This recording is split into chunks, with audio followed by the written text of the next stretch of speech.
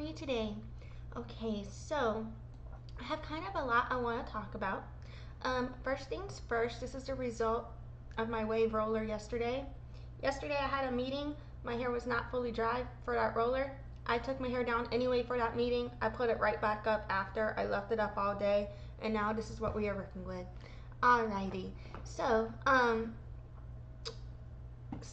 what I want to talk about today is kind of looking at different subjects through the lens of my perspective being deaf and indigenous descent, and a lens of that with documentation and recognition as a whole, particularly under the constructs of colonialism and the law, as well as community.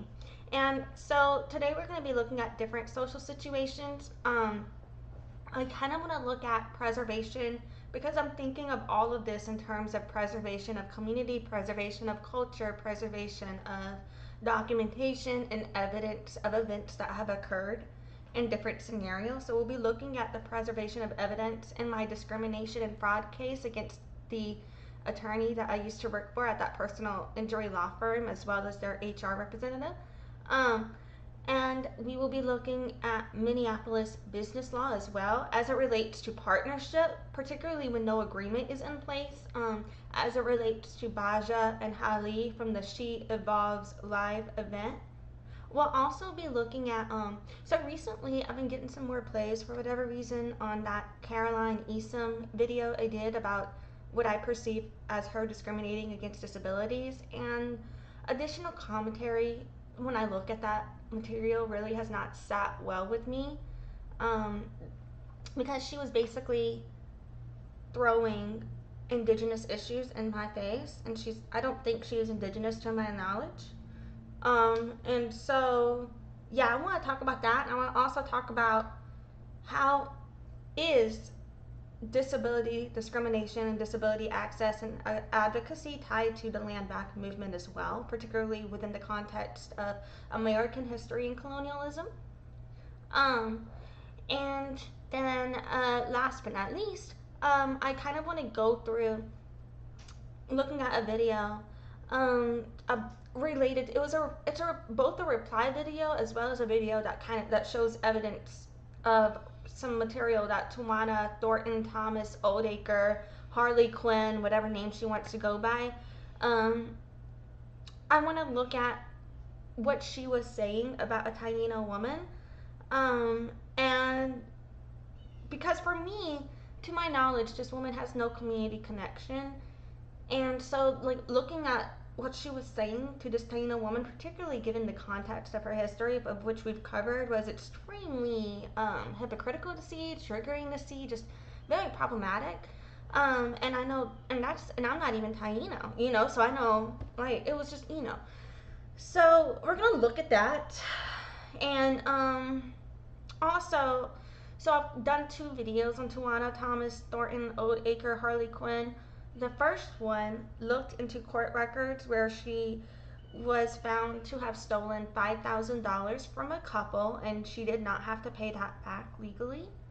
And then we're also going to look at, we also had looked at in that documentation other evidence related to her claims of indigenous ancestry, but I don't know if she is indigenous, if that exists or not.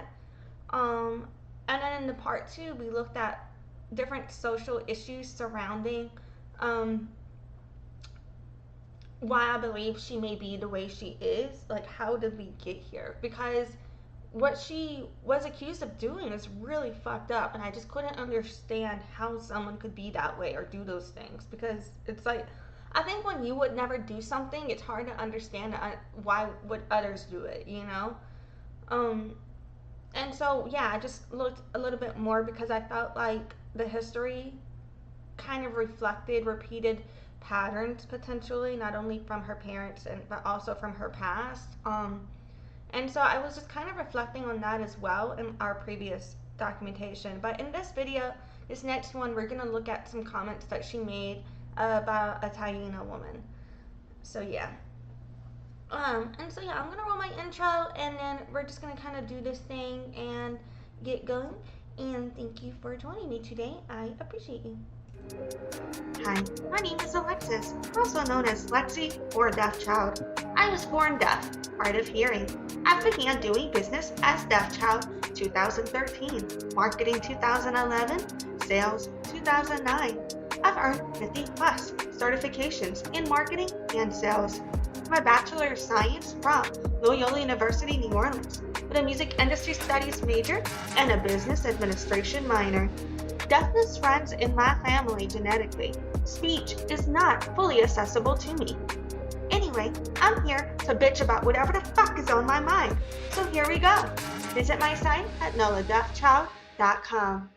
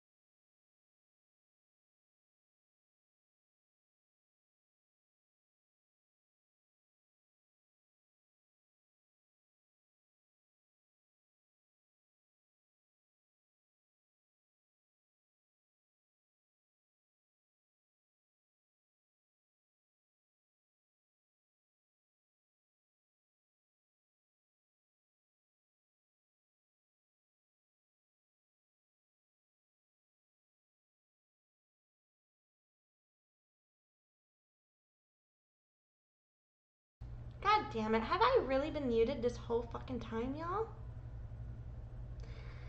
I don't think you understand how annoyed I am. Back. Okay, so I don't think I'm reading all of this again. God damn it. Basically, back. So I had read all of this page so far of basically everything that the EEOC said that I should keep and need to keep. This page is given to you. You can't file your EEOC charge without signing that you are good with this. I'm not using the right words. I haven't had enough coffee. You can't file with the EEOC without basically checking and signing that you have received this information. And they basically give you information about preservation of evidence. They tell you what to keep, basically every fucking thing, and they list it all in detail. And they tell you not to wipe shit from your computer memory or anything like that. It also discusses posting online on here. It basically says if you choose to do so, don't delete any post. So this is why I believe I have the legal right to not only document what was happening, but also share it. And I did do so redacted. But yeah, I think it's important to look at this type of documentation because in the law, the way anybody has rights is through what document is admitted into the court. And so what the government recognizes from that determines whether or not your case is valid under their construct, right? And so, but that can matter because they determine what they decide is true. You know what I mean? For example, if you look into the history of violation of treaty law, which maybe I should do a live stream on. But, yeah. So,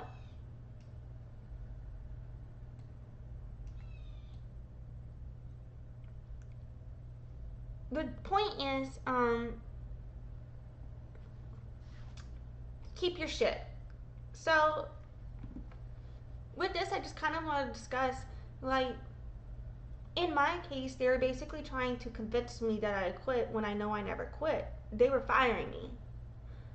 So, if I had just let them say that I quit when I didn't quit, you know, they could control the narrative of that evidence. But I know I didn't quit, and so I discussed within the timeline from what happened from my experience, as well as all of the procedures from their manual and handbook that I was attempting to follow and asking them to follow as well, but I don't believe was being followed by them, from my understanding of what was happening. And so, in that situation, that's kind of what colonialism is all about. What the law firm did to me is what the government does to Native Americans. You know what I'm saying? I don't know if I'm making sense. I need to process that better. But I'm going to try to do a follow-up on that concept. But I just felt like it was important to note, you know, like, these things. Like, I'm not just cavalierly, is that a word? Posting this shit, you know, like, I really believe this, what I'm saying, what I believe have documented happened to me. And I'm sharing what happened to me because I'm worried about it happening to others. So, yeah. So I felt like that was important, and I'm going to process more on that. But from here, I also want to move on while we're talking about law in general. The last couple live streams I've done was on the fight between Hali and Bajah. And basically, I was wondering and reflecting on, previously I had said I believe that Hali could have legal rights to Bajah's event based on what occurred to my understanding. I could be right, I could be wrong about that, right? So I'm going to discuss why I think I could be right, and then I'm going to discuss why I think I could be wrong. Okay, so Minneapolis Business Partnership Law. A written agreement is not mandatory to form a partnership. An oral or implied agreement is sufficient. But also the text messages that Hali has could be sufficient evidence. Now,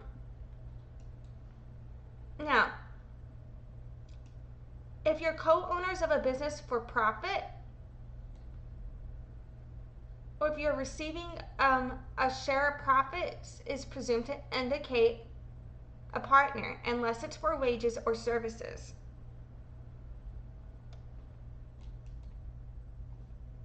So, unless the share of profits was specifically designated as a wage or for service, then it's receiving a share of profit as in partnership in the business, as in the event. You know what I'm saying? So, if I don't know what the payment aspect was of that agreement, if any.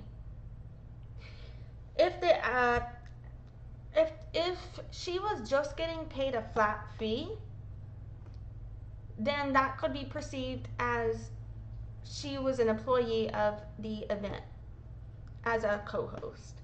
But if she was sharing in profits for the event, then she may legally have legal rights as a business partner. Okay? So I can't tell y'all what happened, and I haven't processed that fully. But if I go back and look at all of that and I process it better, I'll give an update on my processing. But yeah, so I was looking into our event co-hosts, co-owners of the event under Minneapolis law. Now, host doesn't necessarily mean that she's an owner. So if she's sharing the profits, then that it does give legal rights as a business partner. But if that part isn't involved, she may still have rights as a legal business partner based on the law, based on her contributions. But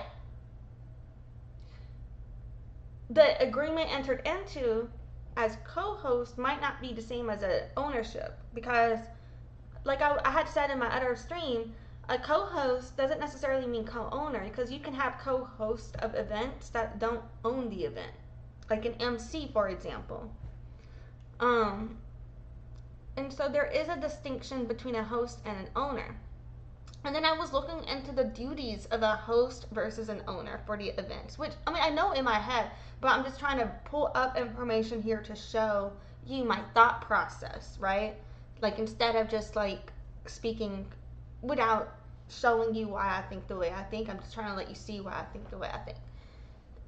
But, so when it comes to the difference between the owner and the host, if she as the owner was having involvement in investment for the event as planned, and she can back up those claims with those receipts and evidence and everything, particularly if any purchases were made or any arrangements were made on behalf of the event, that goes to owner partnership status, regardless of the workload. You know, it could be 10-20% of the workload done and by Hali and 80-90% of the work done by Bajah, but Hali would still have legal rights as a partner for that percentage share. In my understanding, I could be wrong, but you know what I'm saying, like the difference here. Now, the reason I feel like Hali's involvement was more tied to ownership than host, personally, is from my understanding. If you're going to be a host, you might have some involvement when it comes to the guest list or when it comes to promoting the event, you know? But typically, hosts wouldn't be involved in all of that back-end planning. They wouldn't be expected to be on all of those meetings. Typically, a host is someone that's going to just show up at the event and be of service at the event. Typically, if someone's working on the back end of an event, that speaks to a different capacity. So if you're labeling her as host, but you're having her do these other activities, that shows a discrepancy there. You know what I'm saying? Because a host wouldn't be expected to be on all these meetings before an event. That's ownership, partnership. You know what I'm saying? There is evidence for that. Um, and so I just wanted to put that out there. So yeah, that kind of sums up some of my current follow-up thoughts that I was processing with the Hali Bajah situation. I do think that the fact that Hali could have legal rights under business partnership for the She Evolve Live event based on Bajah's actions may fucking terrify Bajah. And that's why Bajah treated her so bad, is what I think. That I could be wrong. I can't speak to Bajah's intentions. I'm only letting y'all know how it is perceived by me. You know what I'm saying? And the reason I even began covering this event, mind y'all, is one of the disputes they had was Bajah did not want an ASL interpreter or deaf people to be at that event. And so that is why I'm covering this. And so I just kind of want to reflect on that a little bit more about why deaf access matters and why deaf inclusion matters. Because we are people too. In a lot of situations, you know, people will be trying to advocate for human rights issues, and then they'll be using deaf slurs, and they'll be extremely anti-deaf. And I will say, hey, by the way, I support what you're talking about, but this is deaf discrimination. Just want to let you know, like, let's work on the, like, sometimes I'm real nice about it, and sometimes I'm like, hey, this is discrimination against deaf people, decolonize that. Like, I'll go, I don't know, you know how some days you're just more triggered than others? It could be what was said in the content, or it could be the day. It could be both, you know what I mean? But, so sometimes I respond differently, but basically, like, I'll be like, hey man, this is discrimination. But you know what, I've realized it doesn't matter how nice you are or how mean you are, they respond the same. So fuck it, might as well be a bitch. Fuck them. I don't know. But because it takes more energy to be nicer to them versus just being blunt, you know? Might as well save your energy, because it's not like they give a fuck. But then you can say something for the people who do care about the issue to take notice of it, you know? Because sometimes when I say something, I don't even think the person I'm speaking to cares, but I feel like if there's anyone that might be looking that does care about social issues, that message will reach them. You know, you don't have to tone police for yourself for that. But a lot of people, they'll be using deaf slurs, and I'll be like, hey, that's deaf discrimination. And then they'll be like, stick to the issue. And I'm like, you can't talk about anti-discrimination and then be like, but deaf discrimination isn't part of the issue, when it is.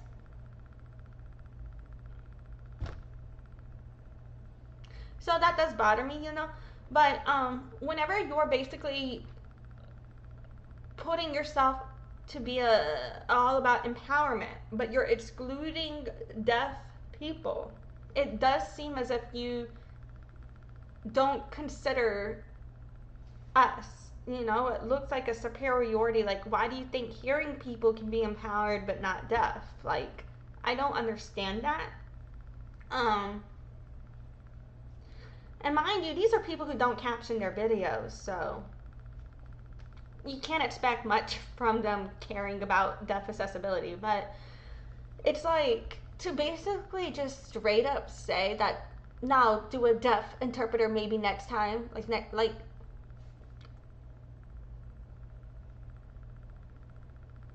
no. The only, and I, mind you, my initial reactions to that is just to be infuriated because of how triggering this idea for me, because of how triggering this experience is for me, for all the times I've been discriminated against, and all the times I've seen other deaf people in my community discriminated against. But I was thinking, like, the only grace I could give, the only excuse I could see, is if there really was the guest list had already been sold out, and it wasn't about that. It was the fact that there was literally no more space because there would be no more guests. But what I don't understand is there was a dispute about whether or not there was a guest list, and I don't know what time was their debate about whether or not to raise the prices in relation to that. Was that before or after? Because if they were trying to raise the prices after and promote the show as sold out to get more people in, that doesn't make sense. But if they were trying to do that, that shows that they don't understand how, like, you can't just claim something sold out when it's not and then try to use that concept to increase your prices arbitrarily. That's greedy, that's a money grab, that's and what is it, price gouging, in my opinion. And so I've spoken a lot on pricing methods, particularly related to market-based, value-based, and cost-based pricing. And I do believe that a mix of those methods is good for pricing yourself. And I do think there is a certain caliber of, to a level, yes, you should price yourself accordingly to be paid and profit and all of that. But I don't understand raising your prices arbitrarily and using the concept of being sold out to claim and do so. And that makes no sense. You're either sold out or you're not. Sold out means no more tickets. You would have to change something to then not be sold out, meaning more hours in the event or a different venue or something. So I don't understand where that fit in the conversation. Was the event sold out or not? And if the event was sold out, how were you going to be, what were you trying to sell more tickets before or after that? Because how would you be doing that after if it was sold out? And I don't understand the confusion about why would there have been the communication, oh, there could be more people after all, because I don't believe Hali would think that for no reason, right? So I don't know. So now I'm speculating. I would have to go replay everything to really process that and have some better conclusions. But those are things that really just haven't rubbed me the right way. So yeah. Okay, so now I'm going to look back on this Caroline Easom situation again. I've linked the video in the description of this video if you want to go watch the actual situation at hand. So for context, you know what? I should pull up this. I'm gonna pull up the. I made a picture for this live stream or whatever. The cover profile picture thing on this live stream. I'm gonna pull it up real quick.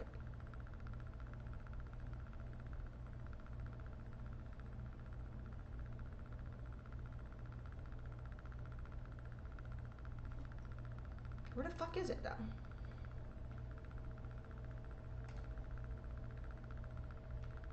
Okay, sorry. I don't know why it wasn't loading for me. Okay, I just wanted to pull up. I just do I have templates for all of my live streams for the cover profiles in one document in Canva, and I just fucking redo that shit each time. So that's what you're about to see here. But so for context of this conversation here, I have some pictures of my parents over here. I have this is my dad. There's me.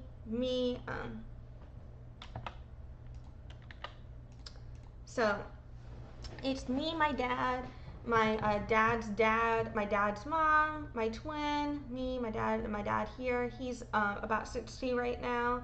My twin and my dad. So I just wanted to show you guys for context here that my dad is Indigenous. My dad is Native American, okay? And my dad is also deaf. So he and I are both deaf, thank you very much. And Caroline Easom, how this all fits in, she had made a skit discriminating against people with disabilities by mocking voices for people with disabilities. And this impacts me because, as y'all know, I have speech impediments. I have language disfluency, speech disfluency, and I have language deprivation, which impacts my ability to communicate and to understand what the fuck is happening in my reality. So, Caroline had done a series of videos called the Family Sandwich Family Bloggers, some shit like that skit. And it was supposed to be making fun of family bloggers. However, in that, she was mocking disabilities, and I find that extremely offensive and discriminatory. And so this video here, it's linked in the description of the video you are watching right now, and it's what is on the screen right now.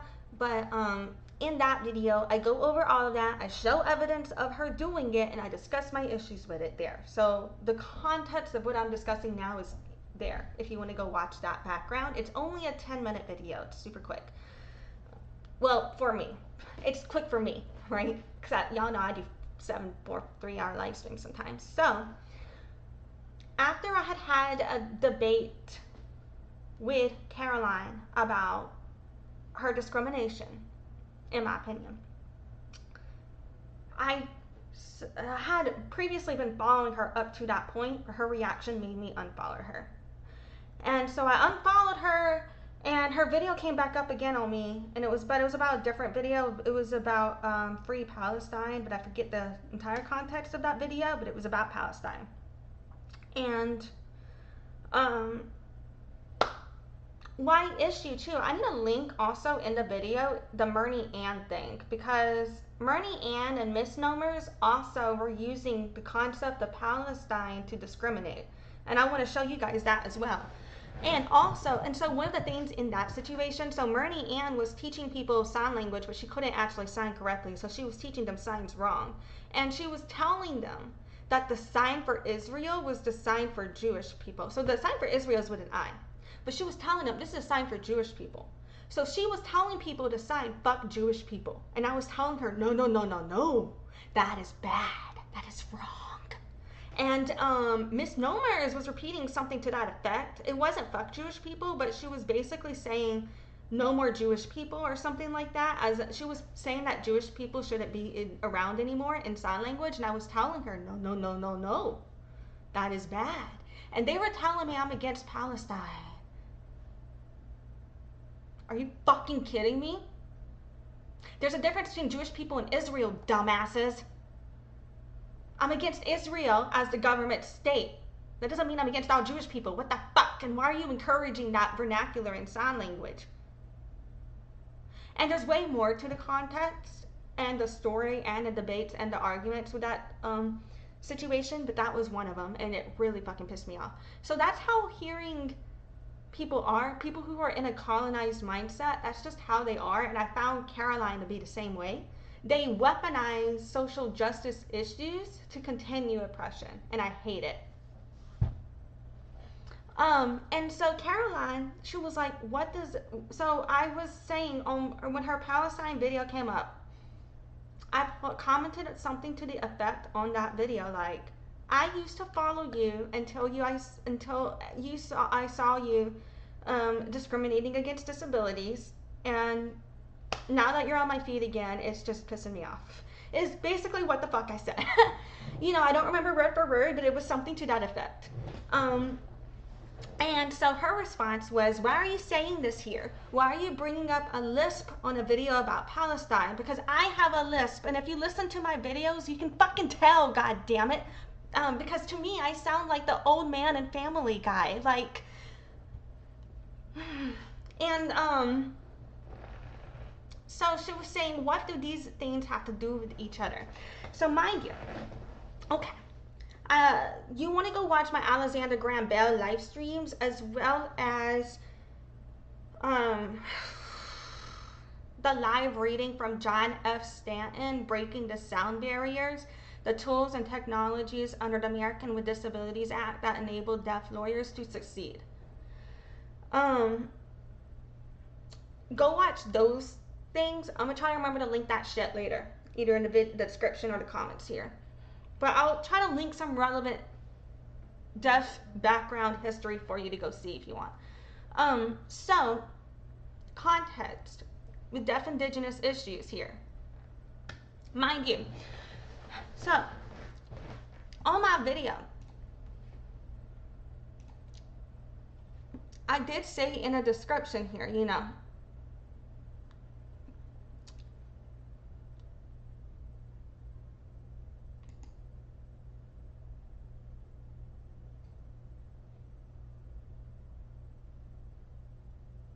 all right, so I'm just going to read you guys my comments.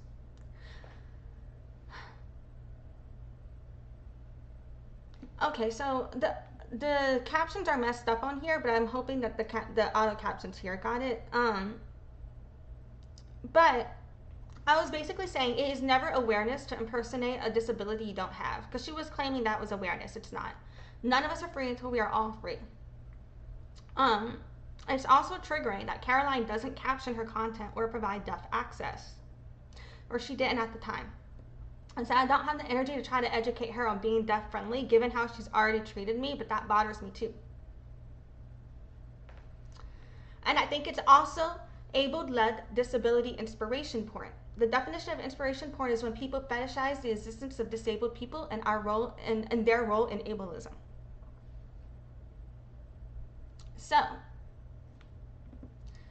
I said another thing I processed is when I pointed out as someone who with a speech impediment, it's very harmful to see you impersonate this as it's not an accurate representation. Her response was to list her mental health conditions, then ask me to disclose mine. I did in the moment without thinking because I was reacting, but after processing, 1, I shouldn't have to disclose all of my medical history for you to not discriminate against me. 2, if you don't have the disability you are impersonating, your other disabilities aren't a shield for it.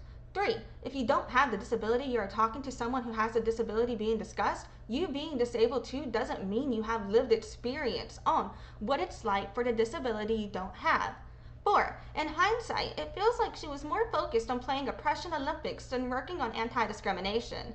In the story, and 5, that in the story that I clipped from another creator, she basically admits that she uses this series for entertainment, which by definition is admitting to making fun. 6, between the story I stitched and how I was treated, I feel she is more focused on performative activism than dismantling oppression because she cared more about her storyline than how people are harmed by her. And last but not least, 7, how the fuck are you asking me what does disability rights have to do with Palestine? Have you not been paying attention to how disabled people are targeted in Palestine and how what's happening in Palestine is disabling them? Holy fuck. Making mistakes, I get. I am a shitstorm. It's how she treats people while making excuses to continue harming marginalized communities that she isn't a part of that really, really, really pisses me off. What's happening in Palestine is also making a lot of late death based on trauma Palestinians. Let's reflect on that. They won't have the joy of simply connecting to deaf culture. Their deafhood will forever be intertwined with their genocide. On top of the genocide all deaf already face, they are being pushed through several forms of genocide. And I said about 2 weeks ago, another issue I've processed recently, I am Native American descent. I am Powhatan, Potomac, Pamunkey descent, as well as Mattaponi descent, verified with my family connection as well to the Nansemond tribe and all Powhatan tribes. To have a colonizer tell me as a deaf indigenous woman she can discriminate against my disability because her as a colonizer believes that is in support of land back is an example of her being explicitly racist. White people weaponizing indigenous issues when you are not a native is racism always. I fully believe she was racist and ableist against me. Colonizers weaponizing indigenous issues against indigenous people to excuse them discriminating against their disability is just oppressorship. Indigenous erasure and social struggles of a Descendian playlist was linked there, and I've linked it here too. For additional processing, people use the concept that many kids have speech impediments to excuse it, as if that still isn't related to ableism. I know many children, for example my niece, who never had a speech impediment or experienced language disfluency as mocked in this video. I understand that many children grow out of speech impediments, but for those of us who don't, it is even more triggering, and it doesn't negate the ableism kids who do grow out of it experience as well. I believe there is a difference between imitating the grammar of a child and the speech impediments a child might have. To imitate speech impediments, then hide behind the concept of being a child, to me, infantilizes disability representation as well as promotes ableism. Using Native issues against the deaf Native woman for calling you out for discriminating against disability is racism at its finest, as if Native people are not the ones impacted by Indigenous erasure and genocide that Carolyn perpetuates against us through weaponizing our care for our Indigenous genocide when we pushed against her using ableism as a white supremacist to claim dominance over Indigenous trauma. I'm referring to her acting like me calling her out for her discrimination means I am somehow against Palestine when I am indigenous and she is a colonizer of Turtle Island. It is very triggering for me. I do consider this white supremacy by definition. I do consider her a racist, ableist white supremacist. The definition of a white supremacist is an individual who seeks, wholly or in part, through unlawful acts of force or violence, to support their belief in the intellectual and moral superiority of the white race over other races. When I called out white woman Caroline Easom for discriminating against disabilities that I have, she weaponized indigenous trauma over me as a mixed indigenous woman so she can dismiss her discrimination against disabilities by acting as if that takes away from indigenous issues. Discrimination is a form of violence. I have evidence of her discrimination in this video. Although there are loopholes in the law, it is a fact also that discrimination is unlawful. A white woman using indigenous issues to position herself as morally superior to an indigenous woman she is discriminating against is a form of white supremacy by definition, as any white woman who throws indigenous trauma in the face of any indigenous descendant is a white supremacist by definition, in my opinion. The definition of white supremacy, according to the Homeland Security, violent white supremacist extremists are defined as individuals who seek wholly or in part, through unlawful acts of force or violence, to support their belief in the intellectual and moral superiority of the white race over other races. The mere advocacy of political or social positions, political activism, use of strong rhetoric, or generalized philosophic embrace of violent tactics may be constitutionally protected activities. And then I said, even if I wasn't native descent, no white woman should be weaponizing indigenous trauma over anyone. A white woman trying to position herself as an authority on indigenous genocide as a shield for being called out for disability discrimination is still, by definition, a white supremacist. Stop using our indigenous trauma to claim moral superiority over discrimination. It just makes you look racist, ableist, white supremacist. If that is not who you are, why would you double down on being a white supremacist as you did? And so yeah, that's just my opinion on her, based on how she treated me. Now, how is indigenous genocide tied to disability genocide? Well, let's start back with the colonialism of Turtle Island. So my people, the Powhatans, we were some of the first contact with the British. Did you know that? Did you know that some of the first deaf schools of deaf genocide were assimilated, were built on Powhatan land? Did you know that deaf indigenous people, we were punished for using our indigenous signs? Deaf and schools were a form of indigenous boarding schools. They were a form of indigenous genocide.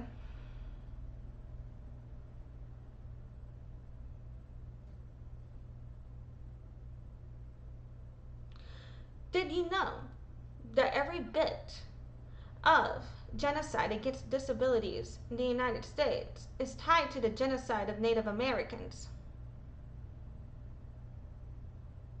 Did you know the fact that you are in the United States is tied to the genocide of my people? Do you give a fuck at all? Or are you just going to throw that in my face when you're discriminating against me?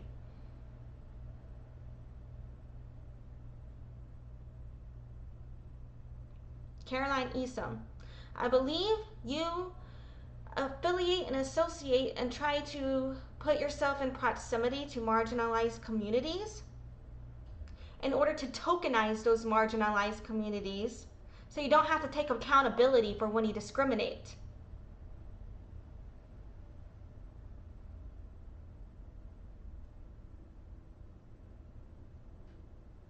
Anyway, if anyone wants to know why I'm so fucking pissed at that shit, you can go watch the original video, linked in the description below. Moving on. Now we are going to get to Tajuana Thornton. Tajuana Thornton Thomas Oldacre Harley Quinn, whatever fucking name she wants to go by. I've done 2 videos on her. You can watch parts 1 and part 2. Those are linked in the video.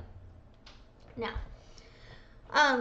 a video that we're about to watch is from Mama Kona, I have gotten permission from her to use her video in this. I was going to link her TikTok, but her TikTok is set to where you cannot view it if you're not logged in. And I know not everybody on YouTube even has a TikTok.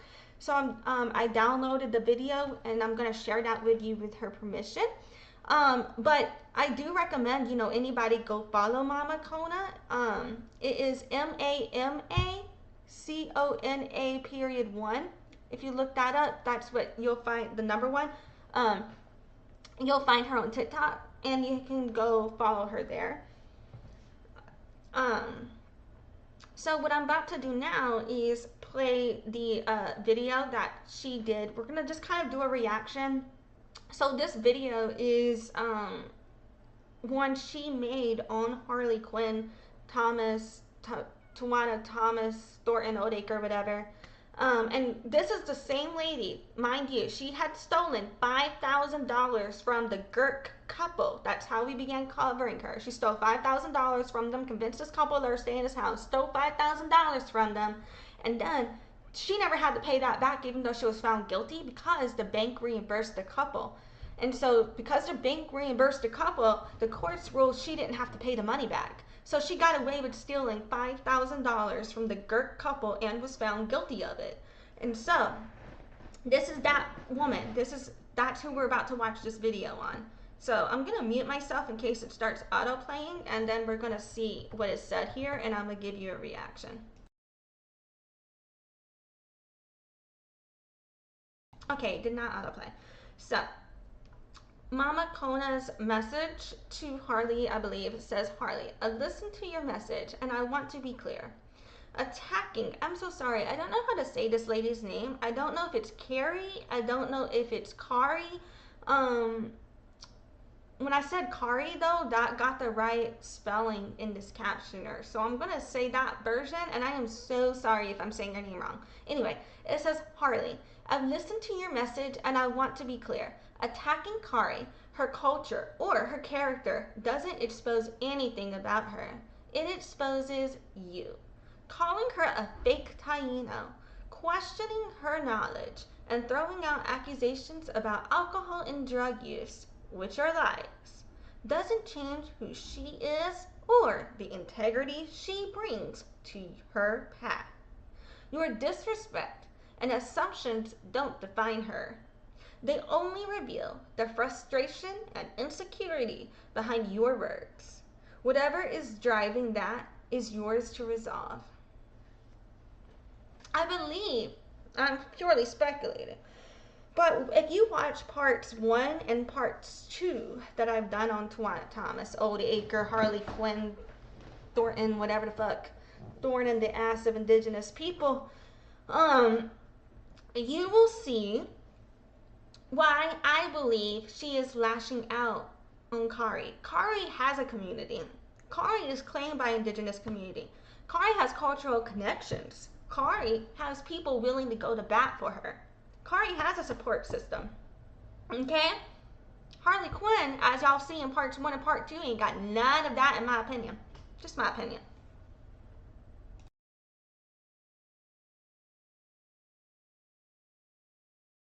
Oops, I was trying to play it, but it's muted.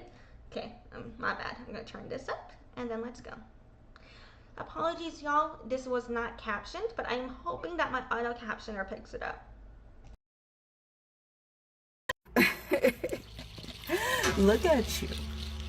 I mean, really, look at you.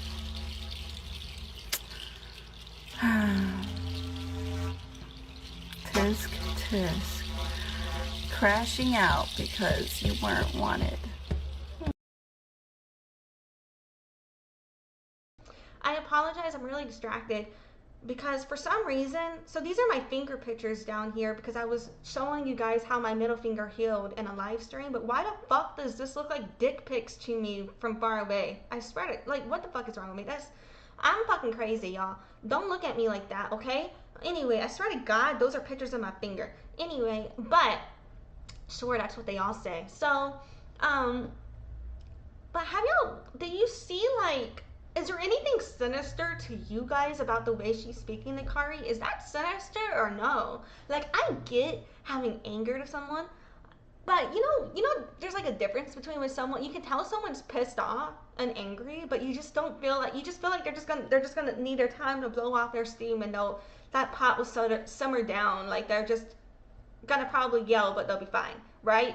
Like you can tell like when someone's angry, but they're in control of them, versus when someone, there's just something dark about what they're saying. Because the way she's trying to tear this lady down, the way she's trying to demean her, making her feel bad or something for the way she looks amazing. She looks beautiful. She looks like a strong Taíno woman. She looks indigenous. She looks like my family. She reminds me of one of my aunts. In terms of just the way she looks, slightly different. My aunt would have my nose, but the rest of her face reminds me of my aunt, but with a different nose, which is kind of funny, and so, but you could see she's got, this picture shown here is the picture of who is being discussed, and the fact that is bothering me is we have here somebody who is, I don't believe she has indigenous ancestry, but she claims it. I could be wrong, because not everybody believes I have indigenous ancestry, and I don't necessarily believe you always have to be doxing yourself to every fucking person, right? I was asking for it, right? But there are situations in which I believe it's wrong to be claiming that, even if you're a descendant, to be claiming the ancestry without proof, right? Without backing it up, because of the issues we face with pretendianism. And so when we haven't confirmed that you have any indigenous ancestry, when we haven't confirmed that you're connected in any way to indigenous people, and you are a white presenting woman, even if you're like, it's even more problematic, because even me as a white presenting woman who my father is clearly not white presenting, so even I have like a fine line I have to toe, when it comes to what is okay for me to say, and I'm not always gonna get that right, like fuck. But with that being said, when you're a white woman, regardless of if you're a descendant or not, regardless of if you're mixed white, when you look white, even if you have a father as dark as mine or a mother, then you tearing down people like this for how they look, when you get into lookisms, now it's one thing, and here's the issue. It's one thing to just kind of, like, I've been in altercations with people where, like, for example, when I was telling you guys about the time I was arrested for throwing my bong cleaner on this bitch, and they were trying to claim that I damaged her face, and I was like, no, her face always looks that bad. Like, to a point, I get, like, lookisms with altercations, like, or if someone tries to bring my looks into it, I'm like, but on another level, I think when you start that, it opens the door for discrimination. Like, whenever I have acted in ways that are against my beliefs from past not decolonizing and needing to work on myself and not being a good person, and where I'm trying to be now, but when I look on who I was, times where I fucked up on those issues were often related to lookisms. And so I think this is a line where, especially if you're white, you really need to work on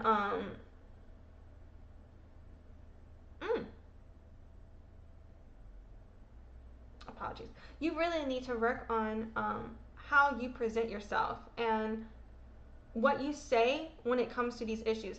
And also, like, if somebody starts talking about your looks and shit or whatever, or if it becomes relevant for the conversation because of something they are accusing you of or something like that, then I kind of get being like, well, fuck it, you know what, you're an ugly ass bitch, fuck you. But if it's not like that, usually when someone brings up looks, I often find it's because they don't have a better um, rebuttal to the actual argument at hand. You know what I'm saying? Sorry it took me so long to get out. I am like, But I got to babysit my niece last night. I got to spend a lot of time with her, but then I did not sleep, y'all. Because this little girl steals all the covers and likes to kick, and life is hard. But anyway, and then we woke up at like 6 a.m. because I had to get her to school. So I didn't sleep much well last night. Okay, let's keep going. Aw, poor little Tank.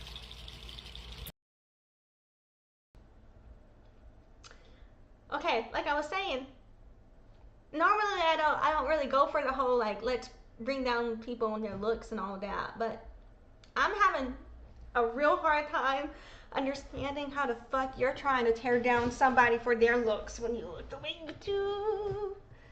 When you look the way you do, and you look like poo. We don't fuck with you. What you gonna do? I don't know what's wrong with me. I'm sorry. Anyways, since I'm perfection, that means I'm royal. So you can kiss my royal ass. Okay?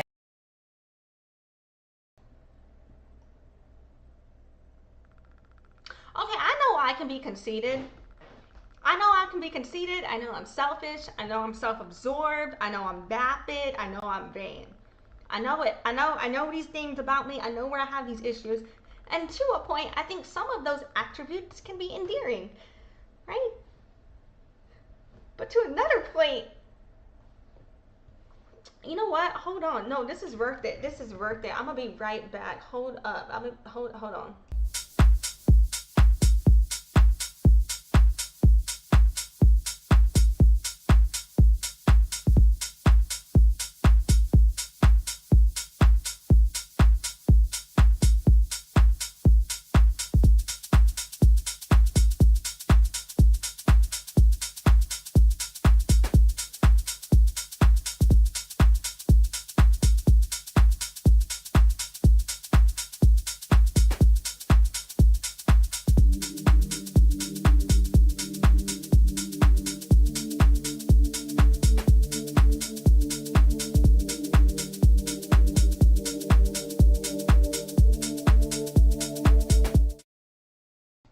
I'm back. Okay, yeah. So sometimes you really do need to get your head out of your ass, which is why I turned these pants into a t-shirt. Look, these are pants. Now I got my head out my ass. Yeah. See? You can get your head out your ass any day now, Tajuana. It can be real cute. Get your head out your ass. Ooh, look at this. You like that? These are pants, y'all. I had ripped them, and they were too long for me anyway, and so, you know what I'm saying? Like, just picture it. So anyway, like, if you want to get your head out your butt, like, go right ahead. You know what I mean? You know what I mean? It might be a good thing to do. I'm just saying. You could. Would be real cool. Okay, suck my big toe. Okay. I guess she has a foot fetish.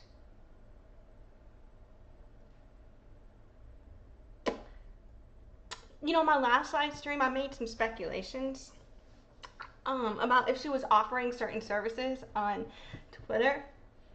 I wonder if this is related. What y'all think? Okay. Go learn your language. Wingapo netapawa. Chachesome. Gana for your thoughts. What fucking language do you speak, bitch? Anyway, just curious. Where the fuck are you from? Who are your people? Why don't you speak your fucking language? Speak your fucking language. Speak your fucking language. Speak. The real language. Because I know a bunch of Taínos that are saying that you're fake. But do you know anyone from any indigenous tribe who claims you as their tribal member. I haven't seen them. Can somebody, if you are Native American and this is your relative, can you please let me know so I can stop calling her a pretendian? Is she Native? Who the fuck are your people, bitch? You don't know half the shit you're supposed to know. You don't know any of the shit you're supposed to know, so who the fuck are you to speak?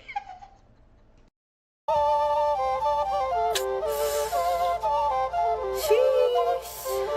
Sounds like a personal problem, huh? Yeah, I do think you have a personal problem.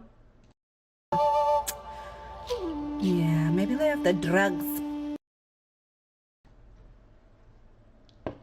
What's funny about the idea of drugs in indigenous community when it relates to statistics?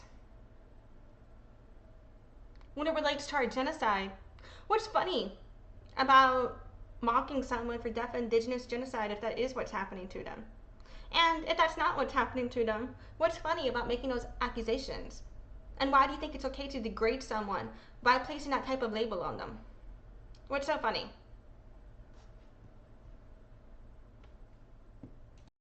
And the alcohol. Why are you mocking alcoholism? I'm such you're sober from alcohol. What's wrong with that? Maybe if you sobered up, you wouldn't be treating people like shit. Maybe you wouldn't be known for stealing $5,000. I don't think Kari ever stole $5,000. You did. At least she's not a thief. Yeah, at least she's not a thief. But you are. You are, Tajuana. Have some self-respect.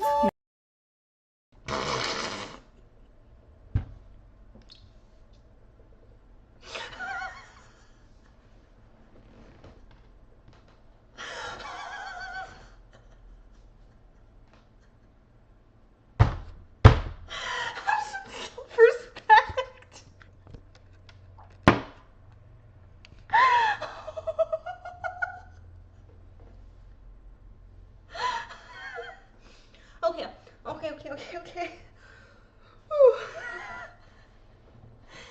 So what the fuck happened to your dogs, though? Did you respect your dogs? No? Okay, got it. What about your housing situation? Did you respect the Gert couple? What about yourself?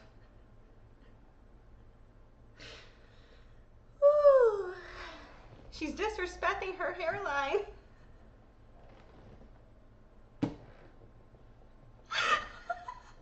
It's okay, I'm a recovering baldy. I can say that. Maybe, trying to throw cat everywhere isn't, That's definitely self-projection, in my opinion, based on what we learned in parts 1 and part 2. Respectable. Okay. And that's why you're crashing out now. I beg to differ.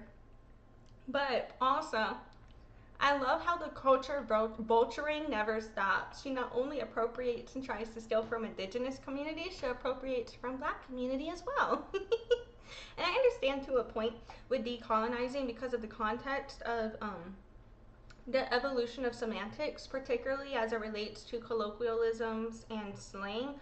A lot of that, so much of that has originated from black community that a lot of white people, we end up saying shit, we don't know where the fuck any of the shit we're saying is from, and we don't learn until later and like, oh, this isn't okay to say, or you know what I mean, for example. So to a point, I understand like and can give grace to an extent of that, but then there's like another level where it's like when someone is appropriating locks and appropriating, can you even call it locks? It's like I want to refer to what she's appropriating, but I don't feel like it's justifiable to call it locks on her. But see parts 1 and part 2 for what I'm talking about. But when someone's doing those types of things and then appropriating the vernacular it doesn't look like a learning journey for me. It looks like a repetition of this history, and I don't know if she's aware of how problematic it is. You know what I mean? Like, it's actually quite interesting to see the lack of accountability, the lack of self-awareness. You know what I'm saying? And the self-projection here.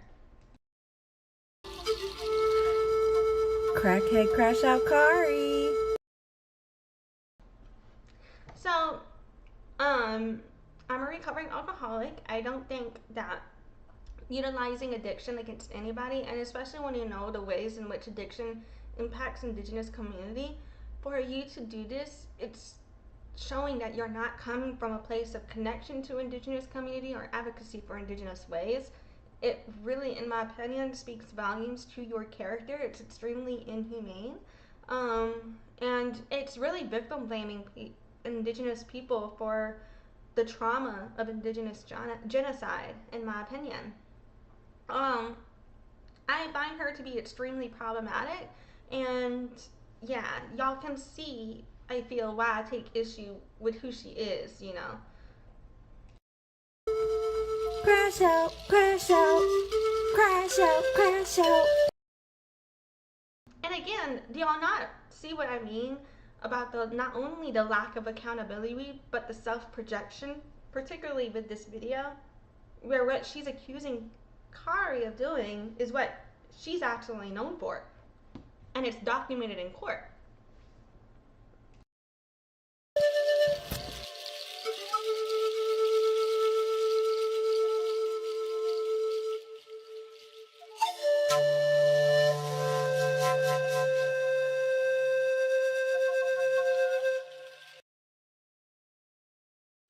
So a note that Mama Kona put on here for us, it says, saying learn to speak your language is not just a comment on language.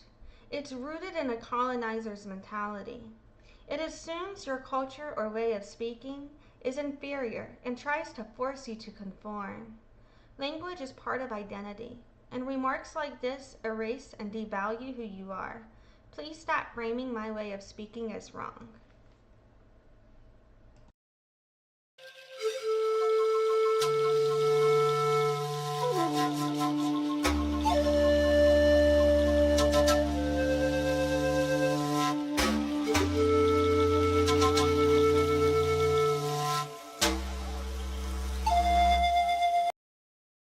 I think that's it, yeah, for this video. And so I just wanted to reflect on that a little bit more. So again, this is the woman who stole $5,000.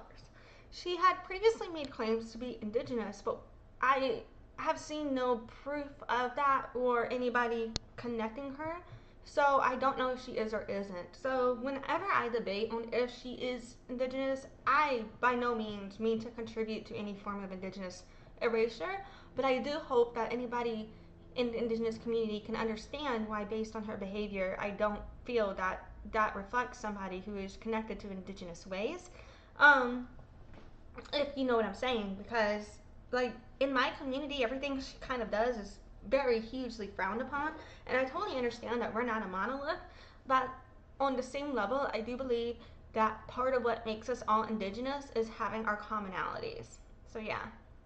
And so from there, I just kind of want to sum up everything that we've been talking about today.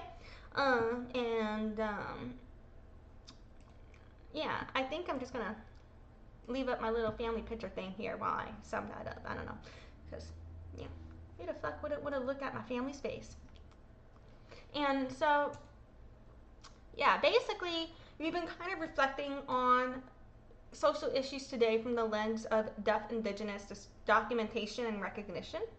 And so first of all, first we actually talked about my hair, actually. So first of all, this is how my hair came out from yesterday. If y'all saw the satin wave roller situation in my last video there. And then after that, what we got into is the preservation of evidence from as it relates to discrimination and fraud, as it relates to the personal injury law firm situation that I had with the EEOC and Louisiana Workforce Commission and the why the fuck am I forgetting? Office of Disciplinary Counsel. And so I discussed not only why I documented everything I documented, and why I felt it was okay under the law to share based on what was published by the EEOC. I also shared how I believe my documentation and preservation of what happened is what was grounding for me based on using how what they were trying to do with changing the narrative of what occurred when I could prove what happened. You know what I'm saying? So, um, by having that documentation, I was able to really show my side of it and the evidence of we are still here.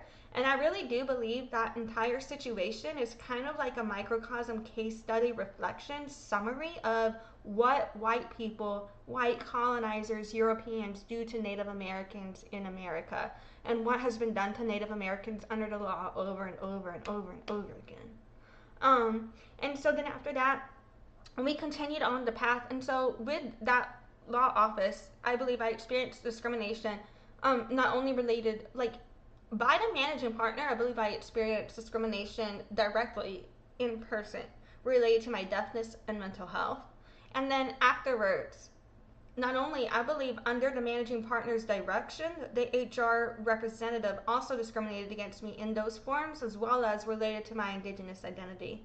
And you can go see my whole playlist and videos and all of that to get that backstory.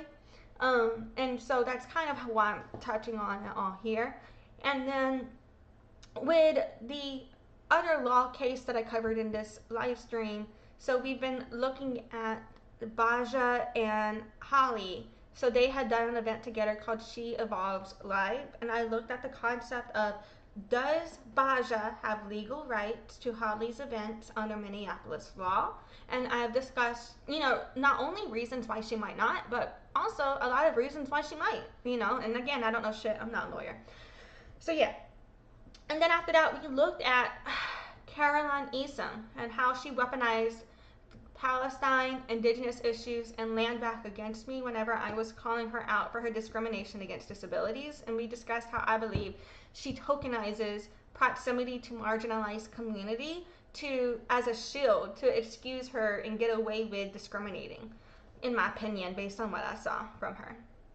And then after that, last but not least, we looked at the Tajuana situation. Tajuana, thorn in my ass. So, basically, we looked at how she not only herself claims to be Indigenous, but doesn't have any sort of Indigenous connection, no linguistic connection, none of that, while lashing out against other Indigenous people. And so I've been aware of this behavior of hers previously, but I wasn't able to show you guys any evidence for it.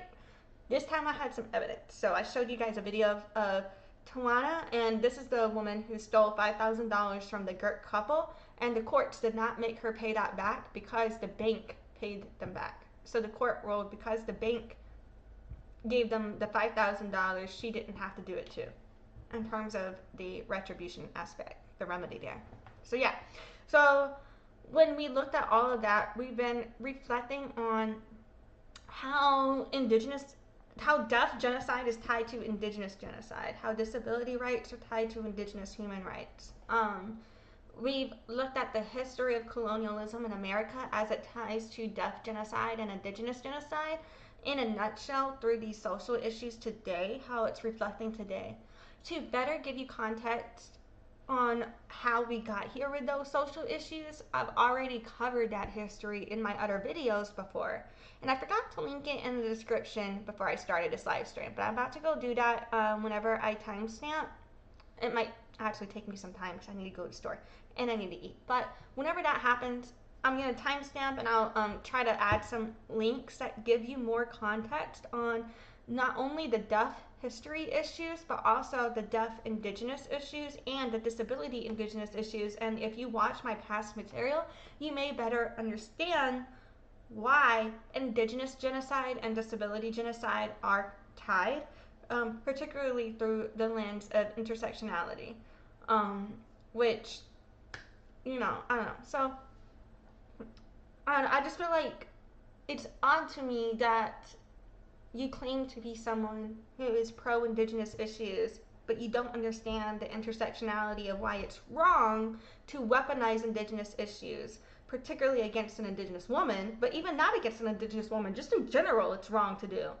Why it's wrong to weaponize Indigenous issues in order to excuse yourself or think you're excusing yourself from your own discrimination against disabilities. It really pisses me off. So yeah, anyway, I'm gonna keep spiraling. That's the best I think I could do with this recap of the story, but I'm just kind of processing, my lens on the documentation and the recognition, because a lot of people, what I've been saying with like perception is reality, but like a lot of people, like, even if they can see something, if there's not historical documented evidence of certain issues, a lot of people won't believe it. And so I don't know. I just feel like with me, for example, no one believes that I'm deaf or Indigenous unless I show them my audiogram, which is in my fucking intro. And, I showed them the documentation of my lineage and the photos of my dad and all of that, So it's all about documentation and recognition, because what gets documented is what ends up being recognized under the constructs of colonialism. But in Indigenous ways, we don't do it like that. We have our own story teachings and Indigenous methods and worldviews that we pass on, and we do it differently. But so for me, it's just in complete contradiction, when you have white people trying to determine what they recognize based on what they document themselves, instead of allowing people who are of other communities be our own sources. You know what I'm saying? White people think that they are the source for everybody. They don't think that communities deserve to be their own source. I think that's where I'm at. And that's what I see with not only Tajuana, Thornton, Thomas, Oldacre, whatever the fuck her name is, and Caroline Easom. That's what I think them two have in common. And where I think that Bajah and Hali fit into that with the She Evolves Live issue is because for them it's a different story. They have completely different backgrounds, a completely different history than what I'm impacted by here. So I would never want to speak to that. But I think that where they may not have understanding on the deaf issues and even perhaps Indigenous American issues could be related to simply being a construct of their environment in terms of the place that they have decided to, or well, not necessarily decided to, I don't know their stories, but the place where they ended up in is a place of colonialism. And so that is what they are acting in accordance with what they are taught to be, in my understanding, is what I believe, So I think that where their lack of ignorance comes from is related to colonialism, but I don't think it's appropriate to tie them two in with my feelings on Tajuana and Caroline, because that's completely different.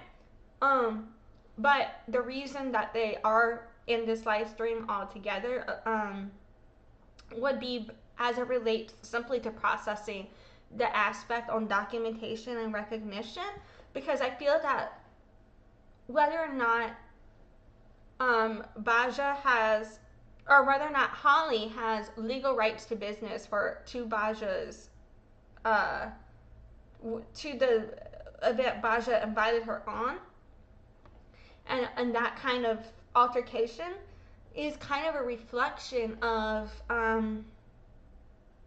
a lot of the issues, because the way that the law was built was based on Indigenous genocide and Indigenous erasure. So that's where that same law comes from that would be governing their business. You know what I'm saying? So for me, it is connected. It is all tied. But I can understand if somebody may not see it all connected because you have your own life, so it wasn't all connected for you. But for me, it is all connected because of my reality. I don't know if that makes sense. And where the law of a situation fits in is, related to how I believe me being able to have the resources to document and submit my documentation for my side is what allowed me to preserve recognition for what happened to me in my own way. You know what I'm saying?